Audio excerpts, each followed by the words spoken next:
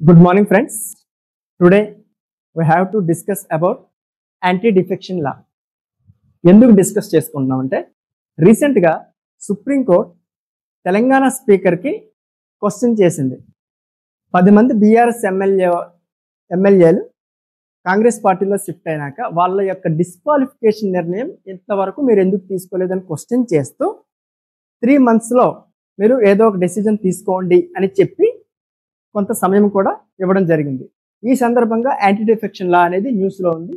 ప్రతి కాంపిటేటివ్ ఎగ్జామ్స్కి anti defection లా చాలా చాలా ఇంపార్టెంట్.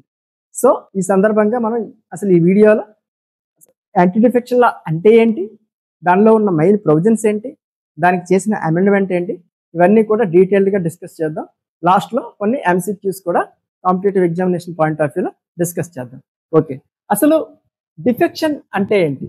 డిఫెక్షన్ అంటే ఎవరైనా ఎలక్టెడ్ మెంబర్ లెజిస్లేటర్ తన యొక్క పొలిటికల్ పార్టీని చేంజ్ చేశారనుకోండి, దాన్ని డిఫెక్షన్ అంటారు. If an elected member switching his or her political allegiance to another political party, this is called defection.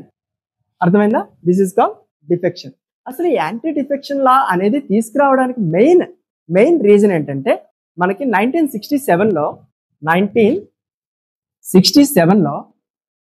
హర్యానాలో ఒక ఎమ్మెల్యే ఉండేవారు. ఆయన పేరేంటంటే గయా లాల్. ఈయన 15 days అంటే ఫోర్ట్నైట్లీ 3 times పార్టీ చేంజ్ చేశారనమాట. అంటే దీనివల్ల ఏం జరుగుతుంది, పొలిటికల్ పార్టీలో ఒక డిసిప్లిన్ మెయింటైన్ అవుతుంది అనమాట. అంటే ఎవరైతే గెలుస్తారో వాళ్ళ పీపుల్కి అకౌంటబుల్గా ఉండలేరు. అర్థమవుతుందా? దీనివల్ల ఈ పొలిటికల్ పార్టీ యొక్క సిద్ధాంతాలు కానీ ఇవన్నీ కూడా డిస్టర్బ్ అవుతాయి. ఈ అన్ని పర్పస్తో అంటే ప్రివెంట్ చేయడానికి, దేన్ని, పొలిటికల్ పార్టీ డిఫెక్షన్ ప్రివెంట్ చేయడానికి, పార్టీ యొక్క డిసిప్లిన్ మెయింటైన్ చేయడానికి, అకౌంటబిలిటీ ఇంక్రీజ్ చేయడానికి యాంటీ డిఫెక్షన్ లా అనేది తీసుకొచ్చారు. ఎప్పుడు తీసుకొచ్చారు? 1985లో 52nd constitutional amendment act. 52nd constitutional amendment act ద్వారా యాంటీ డిఫెక్షన్ లా 1985లో తెచ్చి ఎక్కడ చేర్చారు? 10th schedule. Which schedule? 10th schedule. మనకి రాజ్యాంగంలో 12 schedules ఉంటాయి కదా, అందులో 10th schedule యాంటీ డిఫెక్షన్ లా అనేది ప్లేస్ చేశారనమాట. ఓకే, ఇప్పుడు ఎలక్టెడ్ మెంబర్ ఎవరైతే ఉంటారో పార్టీ డిఫెక్షన్ చేశారనుకోండి, అంటే పార్టీ మార్చారనుకోండి, అతను డిస్క్వాలిఫైకి గురవ్వడానికి కొన్ని గ్రౌండ్స్ మెన్షన్ చేశారు ఈ లాలో. ఆ గ్రౌండ్స్ ఫర్ డిస్క్వాలిఫికేషన్ ఏంటి అనేది ఇప్పుడు మనం డిస్కస్ చేసుకుందాం. Grounds for disqualification. Okay, first ground, for suppose elected member ఎవరైతే ఉంటారో, లెజిస్లేటర్ ఉంటారో, అతను తనకు తానుగా పార్టీ నుంచి రిజైన్ చేశారనుకోండి, అంటే వాలంటీర్గా తన యొక్క రెజిగ్నేషన్ ఇచ్చారనుకోండి పార్టీ నుంచి, అతను డిస్క్వాలిఫికేషన్ గురవుతాడు. అంటే if an elected member voluntarily resignation from his or her party, then he will be subjected to or she will be subjected to disqualification. Voluntarily resigned from political party. Second, sometimes political party issues whip. Whip means political party gives some directions to the elected members. Okay, that is called whip. Whip ni follow avvakapote elected member party ichina direction, whip ante ade kada, whip ni follow avvakapote he will be subjected to disqualification. Okay, whip. If an elected member is not following the direction given by political party, then he or she will be subjected to disqualification. దీంట్లో 2 conditions ఉంటాయి. Whip party prior approval ఉందనుకోండి, no issue, not disqualified.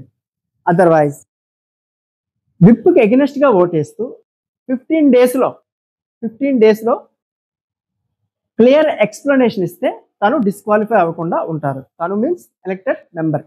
Okay, third, nominated members ఉంటారు కదా రాజ్యసభలో, state legislative కౌన్సిల్స్లో. Nominated members after expiry of 6 months, అంటే 6 months తర్వాత ఏదైనా పొలిటికల్ పార్టీలో జాయిన్ అయ్యారనుకోండి, then they will be subjected disqualification. After expiry of 6 months from the date of taking his seat. అర్థమవుతుందా? 6 months తరువాత తను నామినేట్ అయినప్పటి నుంచి 6 months తరువాత ఏదైనా పొలిటికల్ పార్టీలో జాయిన్ అయితే అప్పుడు నామినేటెడ్ మెంబర్స్ డిస్క్వాలిఫికేషన్ గురవుతారు. ఓకే, నామినేటెడ్ మెంబర్స్ ఎప్పుడు అవుతారు disqualification? After 6 months. After 6 months తను ఏదైనా పొలిటికల్ పార్టీలో జాయిన్ అయితే అప్పుడు తను డిస్క్వాలిఫై అవుతారు. నెక్స్ట్ ఫోర్త్ గ్రౌండ్ ఏంటంటే ఇండిపెండెంట్ మెంబర్ అనేవారు గెలిచిన తర్వాత ఏదైనా పొలిటికల్ పార్టీ జాయిన్ అయ్యారు అనుకోండి, తను కూడా డిస్క్వాలిఫై అవుతారు. అంటే if an independent member joins any political party after election, then he or she will be subjected to disqualification. Okay, independent member. First ground ఏంటి? Voluntarily resign. If an elected member voluntarily resign from his political party, then he will be subjected to disqualification. Second, if he is not following the direction of party, then he will be subjected to disqualification. Third, nominated members. If their nominated members join any political party after 6 months, then he will be subjected to disqualification. Independent member. If an independent member joins any political party after election, he will be subjected to disqualification. In this law, there are some exemptions.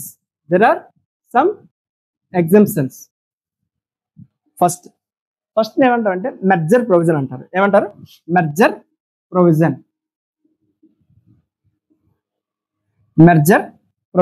ఏమంటారండి? Merger provision అంటే ఏంటి? For suppose 2/3 of elected members of A party decided to merge with another political party. 2/3 of, for suppose 60 members ఉన్నారనుకోండి, ఈ 60 members లో 2/3 members ఎంత? 40, right? ఈ 40 members elected members ఇంకొక political పార్టీతో జాయిన్ అయ్యారు అనుకోండి, అది డిఫెక్షన్ కిందకి రాదన్నమాట. If 2/3 elected members of a political party decided to merge with another political party, then it is not considered as defection. Merger provision లో ఏం చెప్తుందంటే 2/3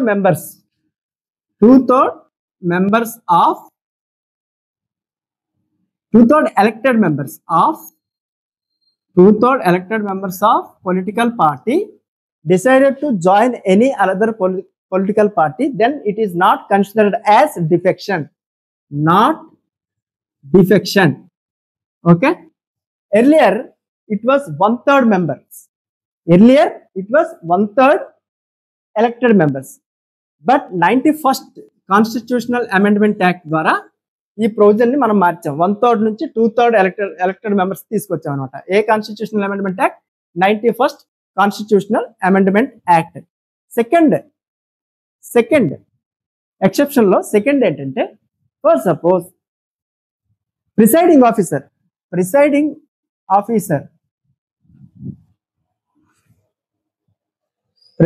officer of house, whether it is Rajya Sabha, Lok Sabha, State Assembly or State Legislative Council, presiding officer elect అయిన తర్వాత, after being elected as presiding officer, if he wants to resign from party, then it is okay.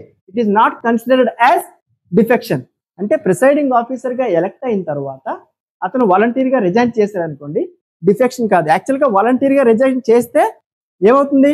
Disqualify అవుతారు. కానీ exemption ఏంటి ఇక్కడ? Presiding officer after being elected as presiding officer, if he wants to resign from political party, then it is not considered as defection. Okay, not defection. అర్థమైందా? Exemption లో ఏం చెప్పాం? Merger provision. 2/3 of elected members of political party joins to another political party, then it is not considered as defection. Not considered. Earlier it was 1/3. 2/3 కి ఎప్పుడు change చేసాం? 91st Constitutional Amendment Act ద్వారా. Okay, then second exemption ఏంటి? After being elected as presiding officer, అంటే presiding ఆఫీసర్గా elect అయిన తర్వాత అతను ఆర్ ఆమె పొలిటికల్ పార్టీ నుంచి రిజైన్ చేస్తే అది కూడా డిఫెక్షన్ కిందకి రాదు. This is exemption from disqualification. Okay, now అసలు ఈ డిఫెక్షన్ నిర్ణయాలు, ఈ డిస్క్వాలిఫికేషన్ నిర్ణయం అసలు ఎవరు తీసుకుంటారు, ఎవరికి అథారిటీ ఉంటుంది, ఎవరికి ఉంటుంది? ప్రిసైడింగ్ ఆఫీసర్స్కి ఉంటుంది. ఎవరికి ఉంటుందంటే సోల్ అథారిటీ ఎవరికి? Presiding officer. పార్లమెంట్కి ఉండదు, అండ్ ప్రెసిడెంట్కి ఉండదు, స్టేట్ గవర్నమెంట్లో గవర్నర్కి ఉండదు. ప్రిసైడింగ్ ఆఫీసర్ అథారిటీ ఎవరికి ఉంటుంది? ప్రిసైడింగ్ ఆఫీసర్కి ఉంటుంది. అందుకనే ఇక్కడ తెలంగాణ అసెంబ్లీ ప్రిసైడింగ్ ఆఫీసర్ ఎవరు? స్పీకర్. అందుకని సుప్రీంకోర్టు స్పీకర్కి సమయం ఇచ్చింది 3 months. విత్ ఇన్ 3 months మీరు ఇది నిర్ణయం తీసుకోండి అని చెప్పి. సో అథారిటీ ఎవరికి ఉంటుంది? ప్రిసైడింగ్ ఆఫీసర్కి ఉంటుంది. యాక్చువల్గా మనకి అండర్ ఆర్టికల్ 122 ఏం చెప్తుంది? పార్లమెంటరీ ప్రొసీడింగ్స్లో కోర్టులు ఇంటర్ఫియర్ అవ్వకూడదు. Courts cannot interfere in the parliamentary proceedings అని చెప్తుంది. అలాగే అండర్ ఆర్టికల్ 212 అంటే స్టేట్ లెజిస్లేచర్ ఏదైతే ఉంటుందో దాని యొక్క ప్రొసీడింగ్స్లో కోర్ట్స్ అనేవి జోక్యం చేసుకోకూడదు. Courts cannot interfere in the state legislature procedures under article 212 చెప్తుంది. పార్లమెంటరీ ప్రొసీడింగ్స్లో ఆర్టికల్ 122 చెప్తుంది. ఎందుకు ఇది చెప్తున్నామంటే ఈ యొక్క డెసిజన్ అనేది అంతా కూడా పార్లమెంటరీ ప్రొసీడింగ్స్. కానీ మనకేంటంటే ప్రిసైడింగ్ ఆఫీసర్ తీసుకున్న నిర్ణయం ఏదైతే ఉందో ఇది డిఫెక్షన్కి సంబంధించి అది జ్యుడిషియల్ రివ్యూ కిందకి వస్తుందా రాదా అన్నది క్వశ్చన్. దీనిలో మనకేంటంటే సుప్రీంకోర్టు ఒక కేసులో ఏం చెప్తుందంటే 1992లో ఒక కేసు వస్తుంది. ఆ కేసు ఏంటంటే కిహోటో హోలోహన్ వర్సెస్ జూచిల్లా 1992లో కిహోటో హోలోహన్ వర్సెస్ జూచిల్లా కేసులో ఏం చెప్తుందంటే సుప్రీంకోర్టు యాంటీ డిఫెక్షన్ లా అనేది constitutionally it is very valid but the decision of presiding officer regarding disqualification comes under judicial review అని చెప్తుంది అనమాట. ఏం చెప్తుంది? ఏదైతే ప్రిసైడింగ్ ఆఫీసర్ తీసుకున్న నిర్ణయం ఉంటుందో ఆ నిర్ణయం అనేది జుడిషియల్ రివ్యూ కిందకి వస్తుంది. మనకి ఆర్టికల్ 212లో ఏం చెప్తుంది? Parliamentary proceedings and assembly state legislature proceedings అనేవి కోర్టులు కెనాట్ ఇంటర్ఫియర్ యాక్చువల్లీ. బట్ 1992లో ఈ కేసులో సుప్రీంకోర్టు ఏం చెప్తుంది? ప్రిసైడింగ్ ఆఫీసర్ యొక్క డెసిజన్ అనేది జుడిషియల్ రివ్యూ కిందకి వస్తుంది అని చెప్తుంది అనమాట. అలాగే 2020లో సుప్రీంకోర్టు కొన్ని గైడ్ లైన్స్ ఇస్తుంది అనమాట. ఆ గైడ్ లైన్స్ లో ఏదైతే ఇప్పుడు సమయం ఇచ్చిందో 2020లోనే చెప్తుంది విత్ ఇన్ 3 months డిస్క్వాలిఫికేషన్ అంటే డిఫెక్షన్ సంబంధించి మీరు నిర్ణయం తీసుకోవాలని చెప్పి ప్రిసైడింగ్ ఆఫీసర్స్ కి టైం లిమిట్ ఫ్రేమ్ చేస్తుంది. ఓకే, యాంటీ డిఫెక్షన్ లా మీద కొన్ని క్వశ్చన్స్ మనం ఇప్పుడు సాల్వ్ చేద్దాం. First question, regarding anti defection law in India consider the following statements. First statement, the law specifies that a nominated legislator cannot join any political party within 6 months of being appointed to the house. Cannot join any political party within 6 months అంటే 6 months తర్వాత join అయితే అతను disqualify అవుతాడు.